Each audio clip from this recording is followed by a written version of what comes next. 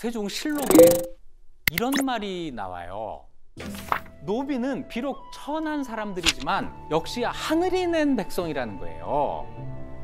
하늘이 낸 백성. 그러니까 내가 임금으로서 보호를 해줘야 된다고 한 이런 생각을 하는 겁니다.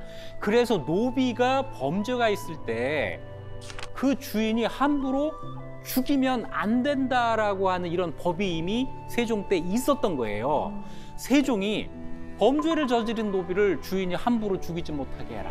노비의 생사여탈권이 주인에게 있지 않았다. 법으로 보호가 됐다. 좀 놀라운 사실이죠. 네, 인권이 생겼네. 네, 지금까지는 막 노비는 주인이 마음대로 해도 된다고 생각하셨죠. 네. 이것이 그리스, 로마, 이집트의 노예와 결정적으로 다른 점이에요. 법이 보호해준다는 건 진짜 생각도 못해요. 자, 더 놀라운 사실을 제가 하나 알려드리죠. 조선 초에 네. 이런 사건이 있었어요. 이숙번이라고 하는 아주 공신이 있어요. 대단한 권세가였는데 이 이숙번이 15살짜리 자기의 비, 그 이름이 소비라는 그 여자 종인데 이 소비를 겁탈하려고 시도하다가 그만 이 소비한테 이마에 칼을 맞는 사건이 벌어집니다. 아니, 종이 감히 이런 생각하셨죠?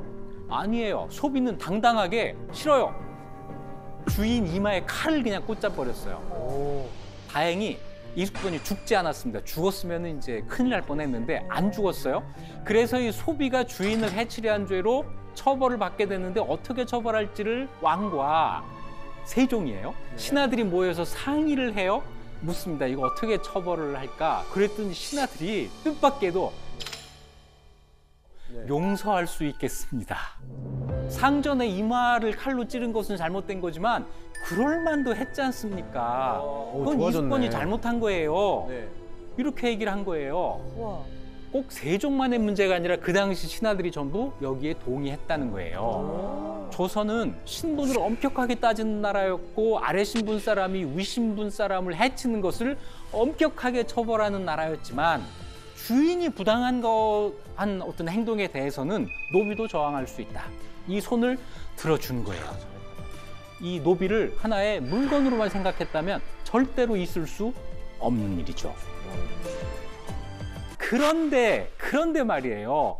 우리는 지금 노비를 어떻게 그리고 있죠? 불쌍하고 쫓기고 불쌍하고. 왜 이렇게 됐을까요? 저는요, 아주 근본적으로 이런 게 있다고 생각해요. 우리 대한민국 국민들이 전부 내 조상은 노비가 아니야. 내 조상은 무조건 양반이야. 양반이죠. 이렇게 생각하기 때문에 어떤 사극에서 노비가 나오면 아주 이방인 취급을 하는 거예요. 그럼 그냥 막 그려요.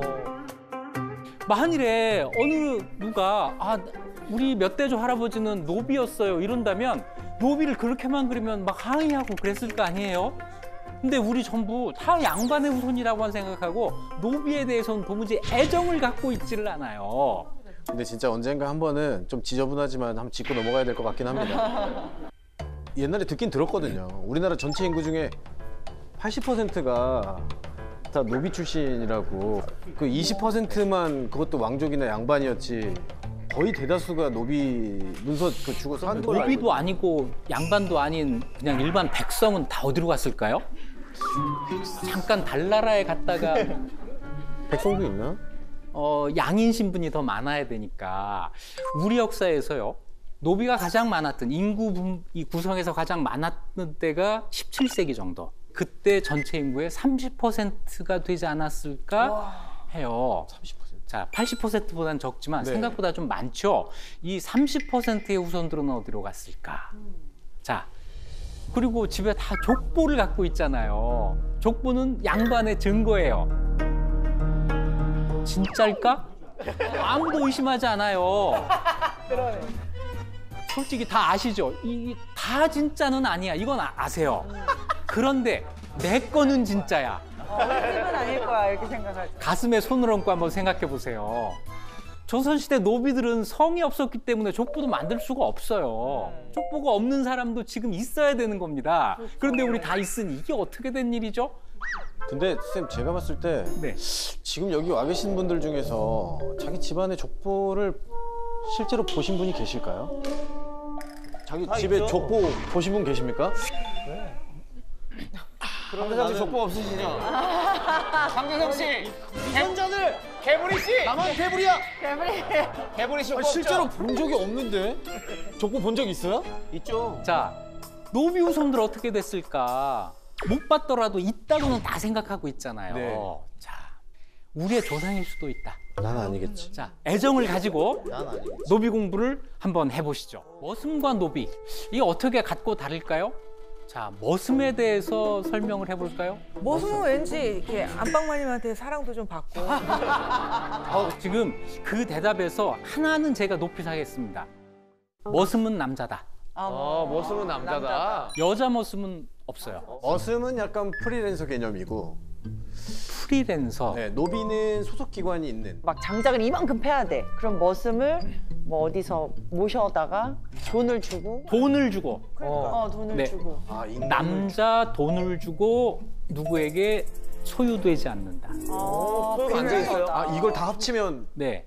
자, 머슴은요, 임금을 받는 네? 노동자예요. 그러니까. 임금을 받는데 어떤 형태로 받냐면 연봉으로 받습니다. 자, 지금 우리 사회에서 대표적인 연봉 노동자 누가 있죠? 스포츠 스타들. 그렇죠. 프로야구 선수. 이 계약의 특징이 하나가 있죠. 전속 계약이에요. 한화 이글스 선수가 시즌 중에 어디 저 두산 베어스 가가지고 저 일하고 그러면 안 되잖아요. 안 되죠, 안 되죠. 그렇죠. 그러니까 이 사람만을 위해서 내가 일하겠다는 계약을 맺은 임금 노동자. 이게 머슴이에요. 전속 계약이구나. 그렇죠. 신부는 천민이 아니어도 되고 천민이어도 돼요. 양인도 그렇죠. 할 수 있어요? 심지어는 양반도. 심지어는 양반도. 굶어 죽으면 머슴이라도 해야죠. 신분에 관계없이 임금을 받고 일을 하는 사람, 요게 머슴인데 이게 언제 생기느냐면 우리나라에서는 조선 후기에 가서나 생깁니다. 거의 끝에 끝물에 생긴. 그렇죠. 말하자면 자본주의라고 하는 게 생기면서 머슴이 출현하는 거예요. 근데 궁금한 게요. 돈을 안 주고 할 수 있는 노비가 있는데 굳이 머슴을 쓸 일이 필요가 그렇죠. 없을까요? 그런 의문이 들게 되죠. 여기에 이제 경제 논리가 들어가는 겁니다.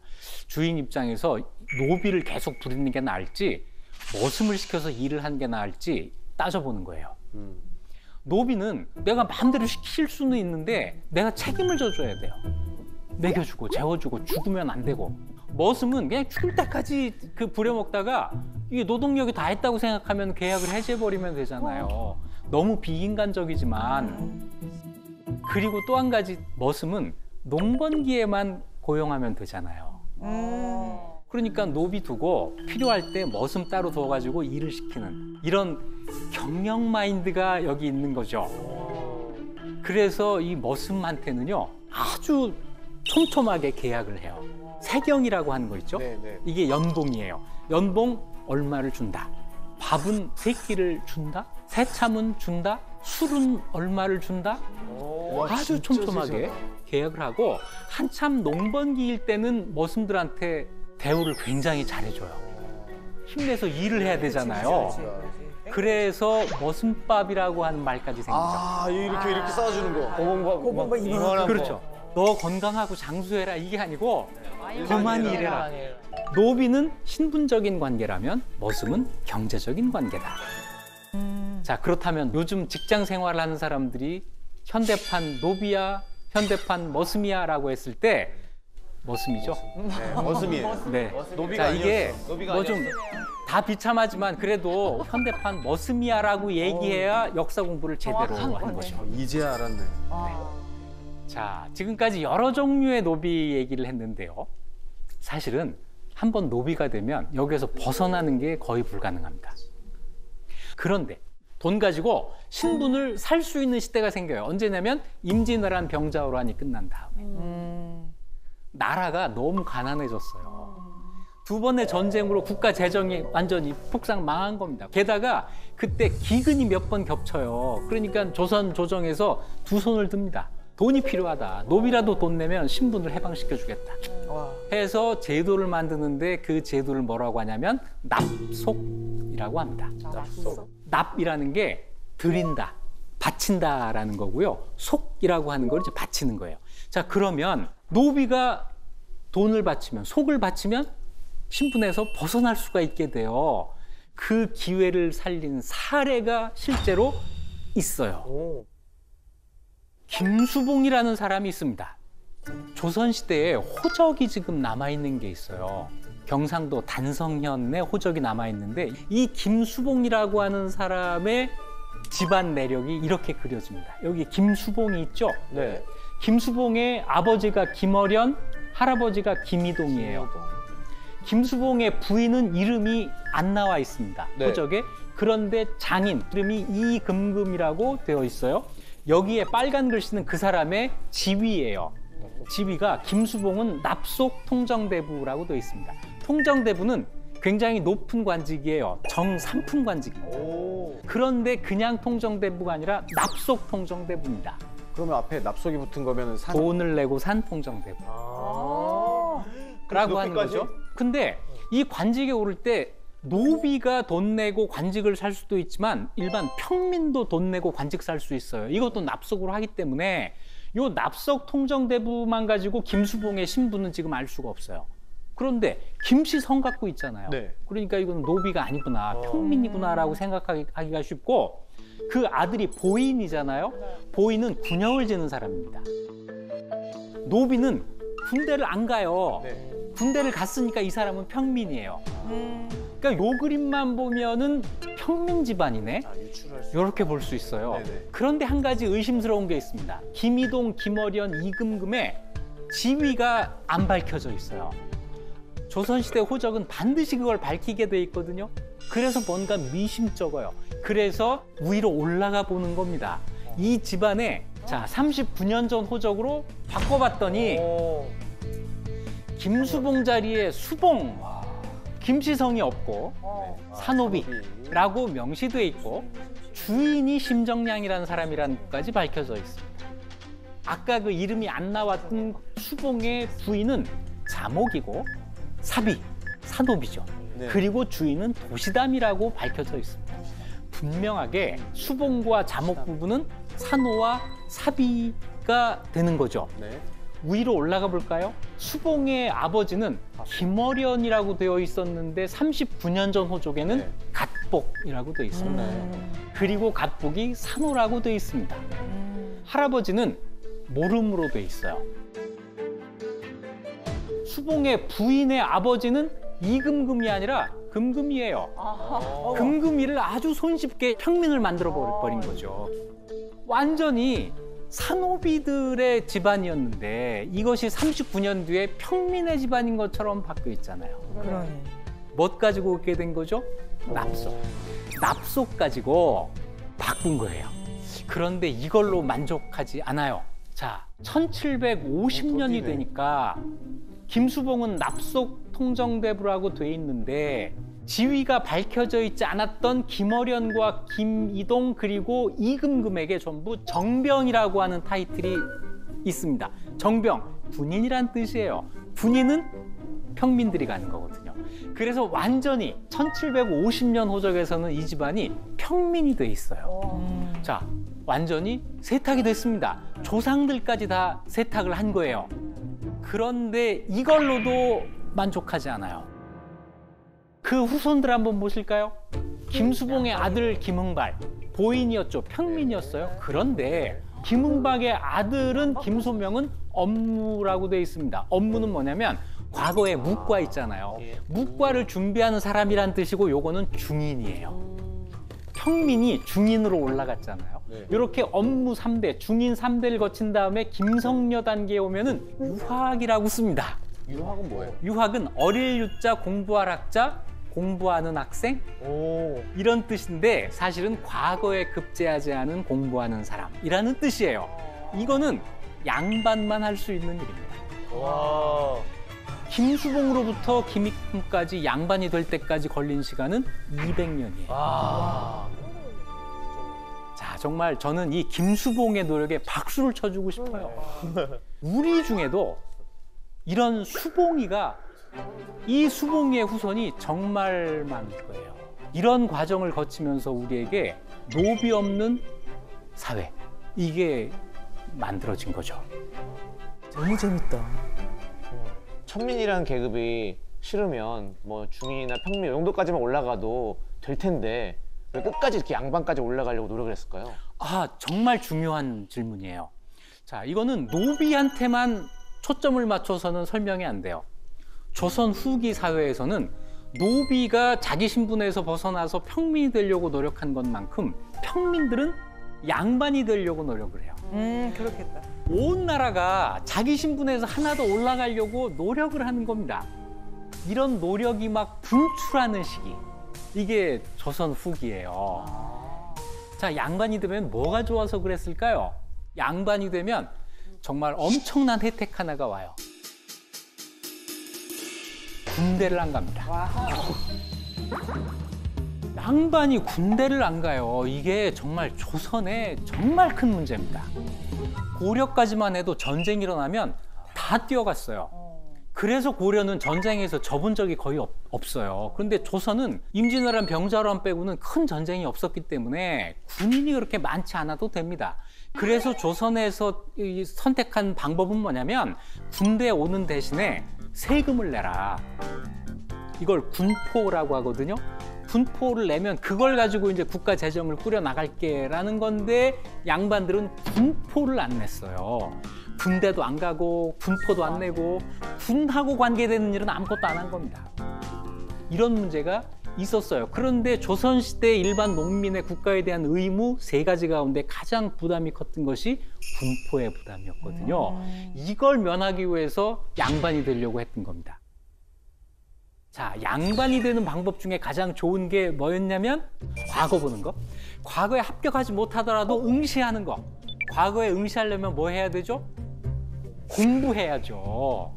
요즘 우리 젊은이들이 제일 하기 싫어하는 거. 이 공부가 왜 우리 역사에서 단순하지가 않냐면요. 이런 매력을 갖고 있기 때문에 그래요.